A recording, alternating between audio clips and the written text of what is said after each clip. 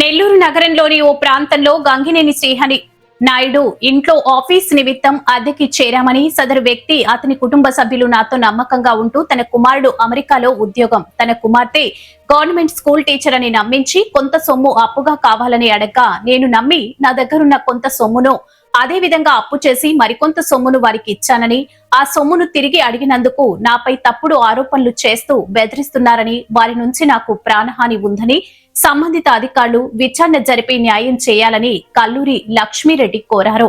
శనివారం నగరంలోని స్థానిక ప్రెస్ క్లబ్ లో మీడియా సమావేశం నిర్వహించారు. ఈ సందర్భంగా కల్లూరి లక్ష్మారెడ్డి మీడియాతో మాట్లాడుతూ తమ ఆవేదనను వ్యక్తపరిచారు. నమస్తే సార్, నా పేరు కల్లూరి లక్ష్మీరెడ్డి సార్, ఉండేది బాలాజీ సార్. ఇప్పుడు నిన్న గంగినేని ఆయన శ్రీహరి నాయుడు ఆయన ప్రెస్ మీటింగ్ పెట్టింది కదా సార్. ఆయన చెప్పడం అన్ని అబద్ధాలు చెప్పినాడు.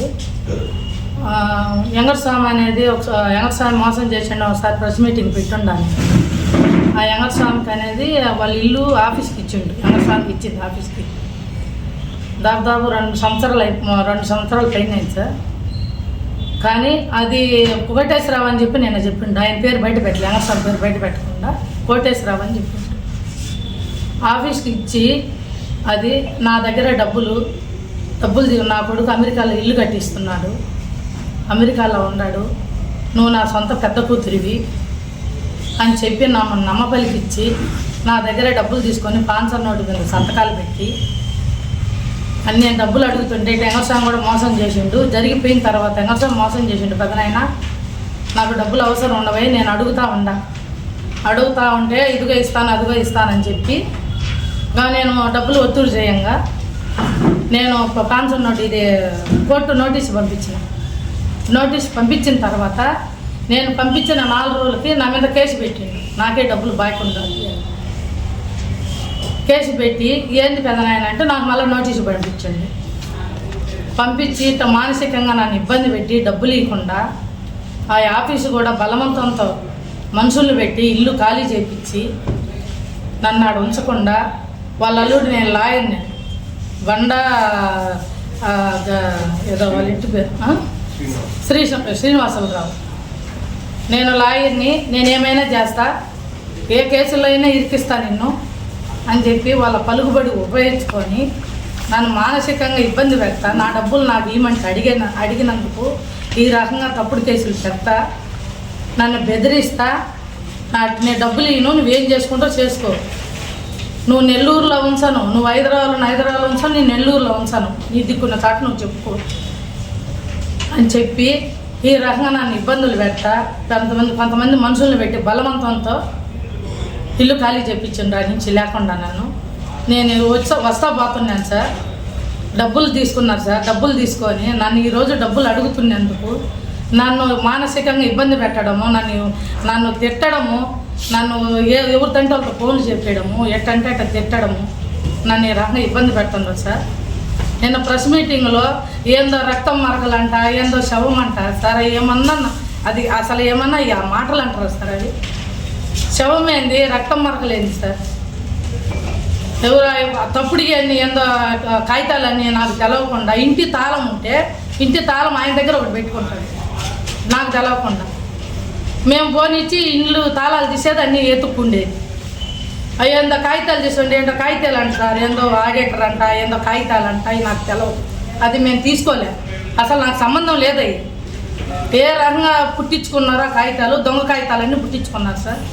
నేను డబ్బులు అడిగినందుకు ఏ చెప్తున్నారు, డబ్బులు ఎక్కొట్టేదానికి నేను ఆడ మనిషిని సార్. నేను ఆడకోడు పెట్టుకొని ఆడప్పు తెచ్చి ఏడప్పు తెచ్చి నేను ఫ్లాట్ల బిజినెస్ చేసుకుంటాను సార్ హైదరాబాద్లో. ఈ చాలా పేరు చెప్పి ఈ యంగర్స్వామి చేసిన పనికి అదే ఇంట్లో ఆ పెద్ద ఆయన శ్రీహరి నాయుడు ఇంట్లోనే ఆఫీస్ పెట్టిండు. ఇది యంగర్స్వామి జరిగిన తర్వాత ఇది జరిగింది పెదనాయన, నాకు యంగర్స్వామి కూడా మోసం చేసిండు, నేను డబ్బులు మానసికంగా ఇబ్బందులు ఉంటా కదా, మీరు తీసుకున్న డబ్బులు కూడా ఇవ్వండి అని చెప్పి అడిగినందుకు నన్ను ఈరోజు మీడియా ముందుకి ఇచ్చేసి నన్ను డాన్ అని పెట్టియడము మీడియాల ముందు. నేనేం తప్పు చేసినాను సార్? డబ్బులు ఇచ్చినా, నేను నమ్మి డబ్బులు ఇచ్చినాను సార్. నేను ఇల్లు అమ్ముతున్నానమ్మా, మా అమెరికాలో మా కొడుకు, ఎప్పటికైనా మా కొడుకు కాడికి వెళ్ళిపోతాం మేము, నీకు అంత అవసరమైతే ఈ ఇల్లు కూడా మేము అమ్మేసి నీకు డబ్బులు కడతాము, మేము ఇక్కడ ఉండము. నాకు హార్ట్ అటాక్ వస్తే నా కొడుకు ₹1,00,00,000 పెట్టి బాగా చేయించండి అమ్మ నాకు. అటువంటి వాడు నా కొడుకు డబ్బులు యాడికి పోతే వాళ్ళ కొడుకు కూడా ఫోన్లో మాట్లాడిండు. చక్రి అబ్బాయి ఫోన్లో మాట్లాడి అక్క డబ్బులు యాడికి పోవు ఇవ్వండి అని చెప్తే ఇచ్చిన.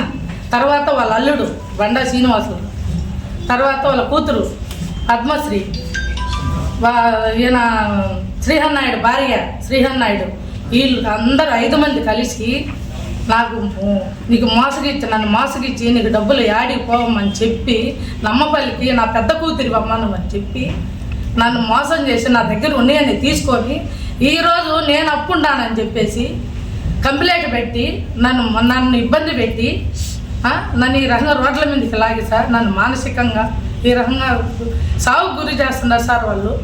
వాళ్ళు ఏమైనా చేయగలుగుతారు సార్. వాళ్ళు బెదిరిస్తున్నారు. నేను బయట తిరగాలన్నా భయం పడుతుంది వాళ్ళ వల్ల. నాకు నేను నెల్లూరులో రావాలన్నా భయం పడుతుంది సార్. నేను వస్తుండా పోతుండా కానీ వాళ్ళ వల్ల నాకు ప్రాణాయామం ఉంది. వాళ్ళ 5 మంది ఉందా నా డబ్బులు ఎక్కొట్టడానికి నాకు ప్లాన్ చేసిండ్రు. నన్ను మానసికంగా ఇబ్బంది పెడుతున్నారు సార్. వాళ్ళు పలుకుబడి ఉపయోగించుకొని నన్ను ఇబ్బంది పెడుతుండ్రు. డబ్బులు అడిగినందుకు ఇగో సార్ డేట్లు నేను నోటీసు పంపి డేట్ చెప్పండి. నేను అదే సార్ నేను నోటీసు పంపించిన డబ్బులు కావాలని. నేను నోటీసు పంపించిన 4 రోజులకి కంప్లైంట్ పెట్టి నోటీసు పంపించారు నాకు. నేను మళ్ళీ నోటీసు పంపించిన తర్వాత మళ్ళీ నేను ఎప్పుడు ఇంట్లో ఉన్నది ఇదిగో చూపించండి అయ్యా, నాకు తెలవదు కదా. ఇదిగో 500 నోటు మీద సంతకాలు పెట్టున్నాడు శ్రీహన్ నాయుడు. పెట్టి నాకు ఆ డబ్బులు తీసుకొని మానసికంగా నన్ను డబ్బులు అడిగినందుకు కథనైనా నీకు తెలుసు ఎంగర్సా మోసం చేసి ఉన్నాడు. నేను ఆడే మీడియా ముందుకు పోయి ఉండే ఒకసారి నాకు పరిస్థితి బాగలేదు కథనైనా అని చెప్పి నేను డబ్బులకి అడిగితే నేను నోటీస్ పంపించినానని ఆ నోటీస్ కోసము కంప్లైంట్ పెట్టిండ్రు నా మీద. ఆమె మాకు బాకీ ఉంది, ఆమె మమ్మల్ని మోసం చేసింది అని ఏందో స్లిప్లు అంట సార్. నాకు తెలియదు. ఏందో బ్యాంక్ అంట ఏంటంటే చెప్తాను. అవి నాకు అర్థం కాలే, నాకు తెలియదు. అవి నేను వాళ్ళకేమి ఇవ్వలేదు. ఆ ఆఫీస్ తాళం ఎప్పుడు ఆయన కాడే ఉండేది, ఆయన శ్రీహన్ నాయుడు కాడే ఉండేది తాళము. ఒక తాళం మా దగ్గర ఉంటే ఒక తాళం ఆయన కాడ ఉంటుంది. న్యాయం ఉండాలి సార్. ఇప్పుడు ఈ రకంగా డబ్బులు నా దగ్గర చదువు లేదని కదా నువ్వు బ్యాంక్కి పోలేవు, నీకు రాదమ్మా, నువ్వెవరన్నా పంపియమ్మా అంటే నేను పొద్దులు ఎవరైనా పంపించినా నేను హైదరాబాద్ నుంచి వచ్చేటప్పుడు కానీ నేను బ్యాగులో పెట్టుకుని నీకు డబ్బులు ఇవ్వడం కానీ నీ ఇంట్లో అన్ని మనం మాట్లాడుకోవడం కానీ జరిగింది కదా. నువ్వు సంతకాలు పెట్టుండవు కదా. నీ కొడుకు నీ కూతురు నీ అల్లుడు కూడా మాట్లాడి ఉన్నారు కదా నాతో. డబ్బులు యాడికి పోవు, డబ్బులు ఇవ్వమ్మా, వాళ్ళ కొడుకు అమెరికాలో జాబ్ ఉంది, నీ డబ్బులు యాడికి పోవు. నేను అందుకే కదా నా మంచితనం తాడే డబ్బులు తెచ్చి ఇచ్చిన, కొన్ని డబ్బులు నా దగ్గర ఉండే డబ్బులు ఇచ్చిన చేసిన. ఈరోజు నేను డబ్బులు అడిగినందుకు కేసు పెట్టినావు. కేసు ఎప్పుడు పెట్టినావు? నేను నోటీస్ పంపించిన తర్వాత పెట్టినావు. ఈ రకం మానసికంగా ఇబ్బంది పెట్టి సార్ నాకు ఎట్లా అయిపోతుందంటే సార్ నాకు తిరగకుండా మానసికంగా ఇబ్బంది పెడుతుంది. ఇప్పుడు నాకు మీడియా ముందుకు నేను రావాల్సిన అవసరం ఉందా సార్? చెప్పండి. నేను ఎంత మంచిగా అడిగినా పెదనాయన, నా సొంత పెద్ద కూతురు ఏంటివే పెదనాయన, డబ్బులు పెదనాయన, ఎంగసాంగ్ గురించి నీకు ఆల్రెడీగా నేను వినుండవు పెదనాయన, నాకు మోసం చేసి నేను మీడియా ముందు కూడా పోయిండా పెదనాయన. మీరా ఏంటి పెదనాయన అంటే ఇగో ఇల్లు అమ్ముతున్నానమ్మా, ఇల్లు అమ్ముతున్నాను, మేము అమెరికా వెళ్ళిపోతున్నాం, నీకు డబ్బులు చట్టలు చేస్తాను నువ్వు. ఇప్పుడేం చెప్తుండవు? మాకు ₹1 బాకీ లేదు, ఏందో కాగితాలన్నీ చెప్తున్నాడు, ఏందో శవమంట, ఏందో రక్తం మొక్కలంట. సార్ ఏడన్నా ఎంక్వైరీ లేకుండా ఒక మనిషి ఇది చేస్తే ఉంటుందా సార్? ఎక్కడన్నా రక్తం మరకలు ఏంది, శవం ఏంది సార్? అంత దారుణంగా చెప్తున్నాడు సార్ ఆయనకు ఎవరు చెప్పిస్తున్నాడో ఆయనే చెప్తున్నాడో అర్థం కావటం సార్. నన్ను ఈ రకంగా వాళ్ళ 5 మంది నాకు ప్రాణయాది ఉంది, నాకు డబ్బులు ఇవ్వాలా, నేను ఆల్రెడీ కోర్టు వేసి ఉండా, వాళ్ళు కూడా కోర్టు వేసిన తర్వాత కూడా కంప్లైంట్ పెట్టుండారు. వాళ్ళు రికమెండేషన్ ద్వారా అన్నీ చేస్తుండారు. నేను ఏమీ మాట్లాడాను, నేను లీగల్గానే పోయినా, నేను వాళ్ళని పల్లెత్తి మాట్లాడలేదు. నేను లీగల్గా పోయినా, లీగల్గా పోవచ్చు, లీగల్గానే నేను పోయినా. వాళ్ళ మీదకి ఏ గొడవ పెట్టుకోవాలో నేను ఏ మాట జారలేదు ఎక్కడ కూడా. ఇప్పుడు అన్నీ వాళ్ళు అన్నీ నన్ను బెదిరియడం అయితే నేను నెల్లూరులో ఎట్ట తిరుగని చెప్పడం ఏంది, నువ్వు హైదరాబాద్లో ఎట్ట తిరుగుతాను బెదిరియడం ఏంది.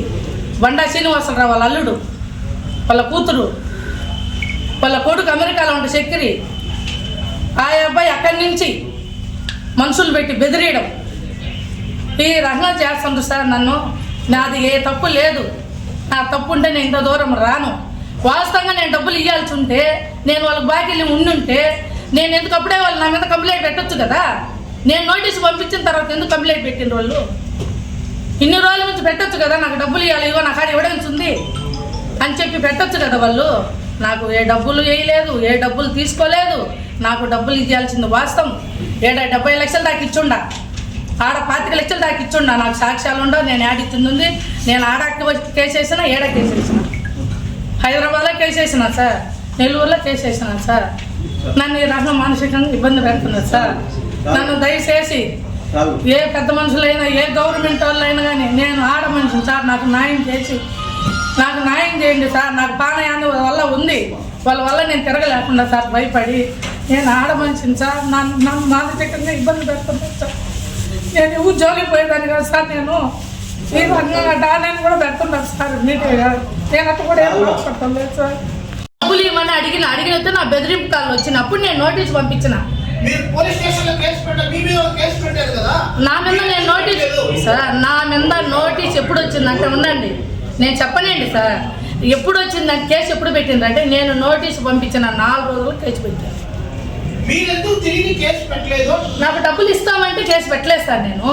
నేను నోటీస్ ఎప్పుడు ఇచ్చినా నన్ను బెదిరించిండు. నీకు నేను బాకీ లేనని బెదిరించినప్పుడు అప్పుడు నేను హైదరాబాద్లో ఉన్నాను సార్. అక్కడి నుంచి నేనేం చేశాను, ఏంటి పెదనాయన మీరు, నేను కూడా వస్తున్నాము అని చెప్పి అప్పుడు నేను నోటీస్ పంపించిన. నాకు డబ్బులు రావాలి పెదనాయన, నాకు డబ్బులు ఇవ్వండి, నేను మానసికంగా ఇబ్బంది పడుతుందా. నాకు ఎంగల్ సార్ కూడా మోసం చేసిండు. 70 లక్షలు ఏడిచ్చిన, 25 లక్షలు హైదరాబాద్ లో ఇచ్చారు. క్యాష్ ఏమంటాడు, బాడీకి ఇవ్వమంటే బాడీకి తీసుకోమని ఏమంటాడు. మాకు కూతురు గవర్నమెంట్ జాబ్, ట్యాక్సీ పడుతుంది, మేము అకౌంట్లో వేసుకోము. తర్వాత వచ్చి నాకు వచ్చేది గవర్నమెంట్ పింఛన్ 50,000, మీరు అకౌంట్లోకి వేస్తే ట్యాక్సీ పడుతుందమ్మా. నాకు ఇబ్బంది అవుద్ది, మా కూతురికి ఇబ్బంది అవుద్ది. నువ్వు ఎవరి ద్వారా పంపి, నువ్వు ఈ డబ్బులు మేము ఎక్కడికైనా వచ్చి తీసుకుంటాం. నీకు చేత కాదు కదా అకౌంట్లో కొట్టను, నీ వల్ల కాదు కదా బ్యాంకులకి అయ్యను, నువ్వు మాకు చేతికి పంపి, నువ్వు ఉంటే స్పాట్లో నువ్వు లేకుంటే నేను పంపించి ఇవ్వు. ఈ రకంగా తెప్పించి ఇచ్చిన డబ్బులు, ఈ రకంగా నేను ఇచ్చిన ప్రాంతం నోటి మీద బ్రతకాలు పెట్టిండు, ఒప్పుకున్నాడు. ఇది జరిగింది సార్. ఈ రకంగా అన్ని డబ్బులు అడిగినందుకు ఏ కథలు అల్లి ఏ చెప్తున్నాను. డబ్బులు రావాలా, నువ్వు కోర్టు చేసినావు, నువ్వు ప్రాంతం నోటేసి కోర్టుకు పోయినావు లాయర్ ద్వారా, నేను ప్రాంతం నేనేసి నేను కోర్టుకు పోయినా లాయర్ ద్వారా. ఇప్పుడు నీది నిజమో నాది నిజమో తేలుతాయి కదా సార్. నువ్వు పోయి కంప్లైంట్ పెట్టావు నా మీద, నువ్వే ఉపయోగించుకుంటావు, ఏ రికమెండేషన్లు ఉపయోగించుకుంటావు, నిజాలు తెలుసుకుంటారు కదా సార్. ఇప్పుడు నేను వచ్చి చెప్పినాడు, నేను కూడా నిజాలు చెప్పాలి కదా.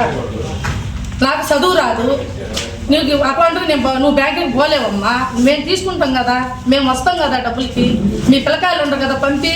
సాక్షులు ఉన్నారండి, ఉన్నారు సార్, సాక్షులు ఉన్నారు. వాళ్ళు కోర్టుకు కూడా వచ్చి చెప్తారు సార్, ఉన్నారు. చెప్పింది అన్ని అబద్ధాలు సార్, ఒక్క మాట లేదు సార్. ఏం సార్ కేసు పెట్టాలి, కేసు పెట్టిలేదు సార్. నేను నోటీసులు పంపించుండ కదా సార్, నోటీసులు పెట్టుంటా. సామాన్యులకు అందుబాటులో కార్పొరేట్ వైద్యం అందిస్తున్న ఎన్ఎల్ హాస్పిటల్స్ మేనేజింగ్ డైరెక్టర్ మరియు గుండె వైద్య నిపుణులు డాక్టర్ కులారి నాగేంద్ర ప్రసాద్, డైరెక్టర్ మెదడు మరియు నరముల వైద్య నిపుణులు డాక్టర్ లావణ్య కుంకాల ఆధ్వర్యంలో సామాన్యులకు అందుబాటులో కార్డియాక్ అండ్ న్యూరాలజీ సేవలు మరియు ఎమర్జెన్సీ అండ్ క్రిటికల్ సేవలు 24 గంటలు అందిస్తున్న ఎన్ఎల్ హాస్పిటల్స్ పీవీఆర్ కళ్యాణ మండపం ఎదురుగా మాగుంట లేఅవుట్, నెల్లూరు. సంప్రదించవలసిన నెంబర్లు 9966801108, 0961232888.